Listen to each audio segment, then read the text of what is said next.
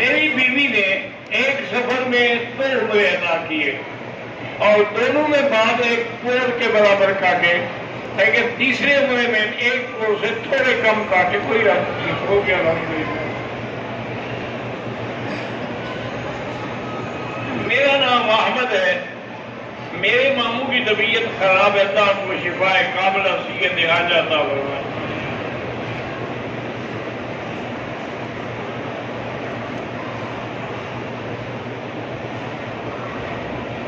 میں پاکستان سے ہوں، جناب محمد وسیم صاحب ولد احمد بخش کا ویزا نہیں لگ رہا، اللہ آسان کرے۔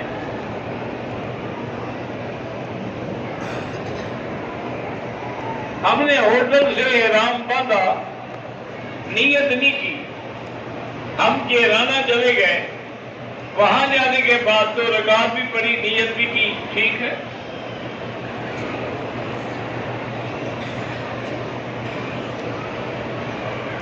عمرے کی نیت کے بغیر صرف چادریں باندھنے لگے، طواف کا موقع مل جائے، بہرحال یہ دعا کرو کہ اللہ غلطیاں معاف کرے۔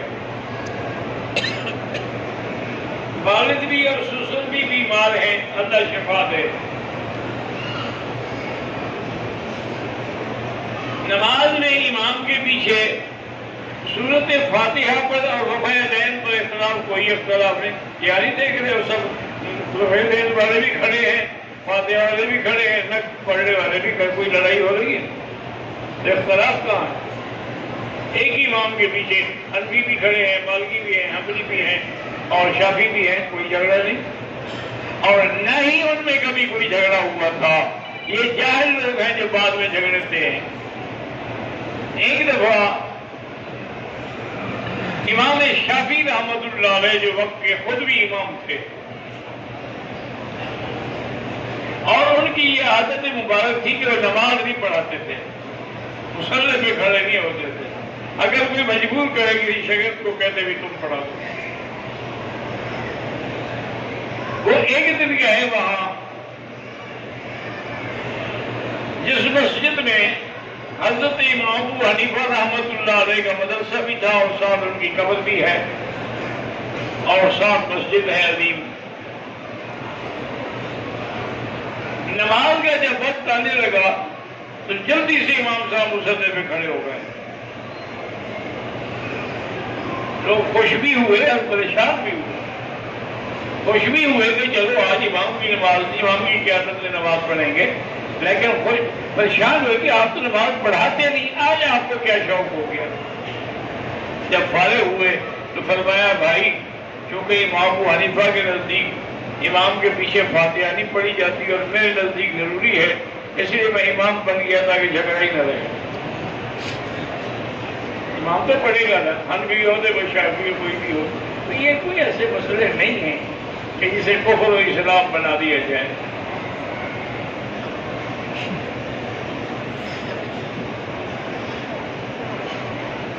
میرے بھائی کا نکاح ہوتا ہے لیکن ٹوٹ جاتا ہے، اللہ پاک اس کو مشابہ اور صحیح رشتہ نصیب فرمائے، لیکن بہرحال آدمی کو سوچنا بھی چاہیے کہ کیوں ٹوٹ جاتا ہے۔ یا تو آپ کے بھائی میں بیماریاں ہیں، جب ان لوگوں کو پتہ لگتا ہے تو نکاح توڑوا لیتے ہیں۔ کوئی دیکھو پاگل تو کوئی نہیں ہوگا، آج کل لوگ لڑکیاں دینے کے لیے پریشان ہیں، کیوں توڑوائیں گے؟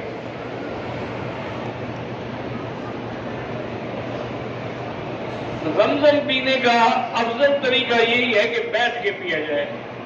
وہ تو کھڑے ہو کے پینے کا معنی یہ ہے کہ اگر کوئی اور پانی کھڑے ہو کے پیئیں گے تو گناہ ہوگا، زمزم کھڑے ہو کے پیئیں گے تو گناہ نہیں ہوگا۔ آب زمزم حوض کوثر سے افضل ہے، بالکل افضل ہے، جنت کے ہر پانی سے افضل ہے، کیونکہ حضور کا جب دل مبارک کھول کے دھویا گیا، ہر چیز جنت سے آئی لیکن پانی زمزم سے لیا گیا۔ تو اگر زمزم کے پانی سے جنت کا پانی افضل تھا، جبریل تھک جاتا وہاں سے پانی لاتے ہوئے۔ اچھا اللہ کی شان دیکھیں، یہاں ایک ڈاکٹر تھے، دل کے بہت بڑے سرجن تھے، انہوں نے باقاعدہ اخبار میں لکھا تھا، انہوں نے کہا کہ مجھے خیال آیا کہ جب زمزم کے پانی سے حضور کا دل دھویا گیا ہے تو میں مریض کا دل جو ہے وہ زمزم کے پانی سے کیوں دھوؤں؟ کیونکہ قانون تو منع ہے نا، وہ تو پانی پیک باہر سے آتا ہے، اسی سے دھویا جاتا ہے، یہ پانی استعمال نہیں ہوتا جو ہمارے ملک میں ہے۔ کافروں نے تو ایسا انتظام کیا ہے نا کہ پانی بھی ان کے ملک سے آئے گا۔ تو کہتے ہیں میں نے کسی کو بتایا نہیں، لیکن میں نے بار زمزم لے کر اس سے دل دھو دیا۔ کہتے ہیں میں نے 3-4 کیس ایسے کیے ہیں جن کے دل میں نے زمزم سے دھوئے سے اس سے اچھی آپریشن آج تک نہیں ہوئے، لیکن میرے لوگوں کو پتہ لگ گیا، انہوں نے مجھے روک دیا۔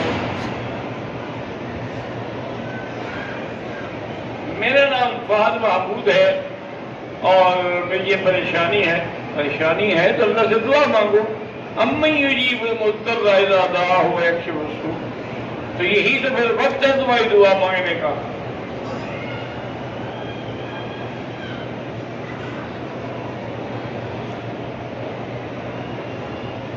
کہتے ہیں کچھ لوگ تعزیت کے لیے ہاتھ اٹھاتے ہیں، کچھ نہیں اٹھاتے، کوئی ہاتھ نہیں، اٹھائیں نہ اٹھائیں۔ ہندوستان کے مسلمانوں کے لیے دعا کریں کہ اللہ ان کی جان مال آبرو عزت کی حفاظت کرے۔ آج کل تمام ہندوستان پر مسلمانوں پر بہت بڑا امتحان ہے، بہت بڑا ابتلا ہے، تو اس لیے ہر مسلمان کا فرض ہے، اور مدد نہیں کر سکتے ہو دعا تو کر سکتے ہو۔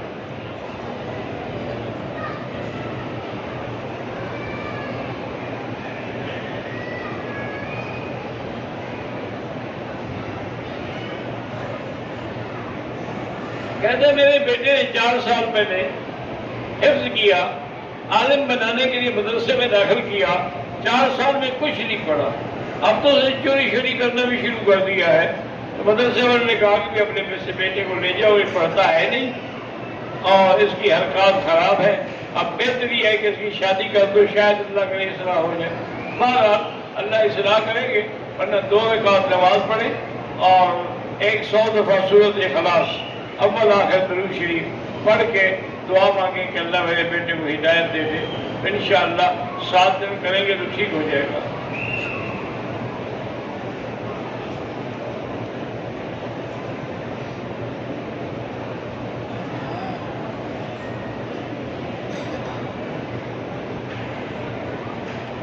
کہتے ہیں جی قرآن کے بعد بخاری شریف جو ہے وہ صحیح کتاب ہے، یہ کس نے کہا ہے؟ یہ بھی ایک قول ہے، کوئی نہ اللہ کے نبی نے فرمایا ہے نہ خود امام بخاری نے فرمایا ہے، بلکہ ان سے پہلے تو موطا امام مالک لکھا گیا ہے۔ تو اس لیے بہرحال یہ کہنا بھی لوگ امام حنیفہ کو مانتے ہیں، بخاری ہمارے ہر مدرسے میں بخاری شریف پڑھائی جاتی ہے، یہ کس نے کہا ہے آپ کو بخاری کو نہیں مانتے؟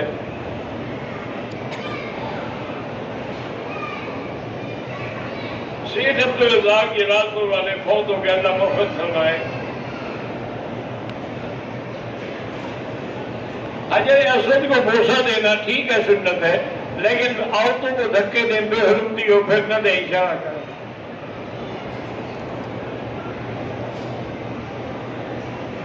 کہتے ہیں کچھ علماء ایسے ہیں جو انبیاء کو قبر میں حیات کے قائل نہیں ہیں، اور جو قائل ہیں ان کو وہ کافر کہتے ہیں، اللہ ہدایت دے بس، اور کیا کہہ سکتے ہیں۔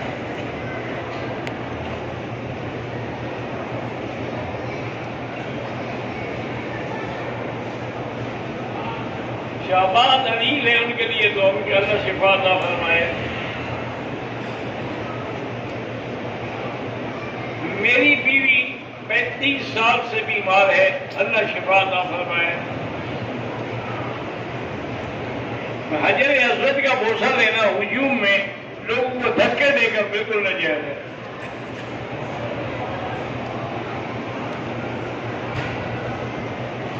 مفتی شیر علی صاحب پاکستان میں ہیں، ان کی پریشانیاں ہیں، اللہ سب پریشانیاں دور فرمائے۔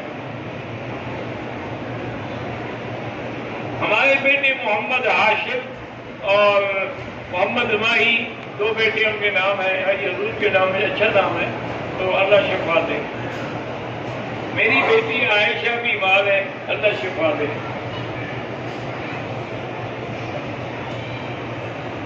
میری ایک بیٹا نہیں ہے، اللہ اولاد نرین عطا فرمائے۔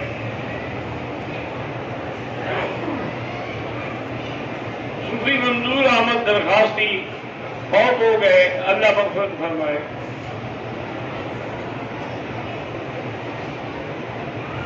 عبد الکریم درخواستی خانپور والے کی والدہ اور والد بیمار ہیں، اللہ شفا عطا فرمائے۔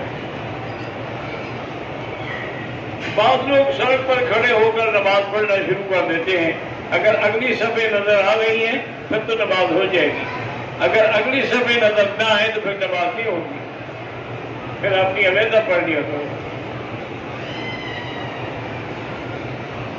میرے والد کا نکاح میری بیوہ سے نہیں ہو سکتا۔ اللہم صلی علی سیدنا محمد وعلی آل سیدنا محمد۔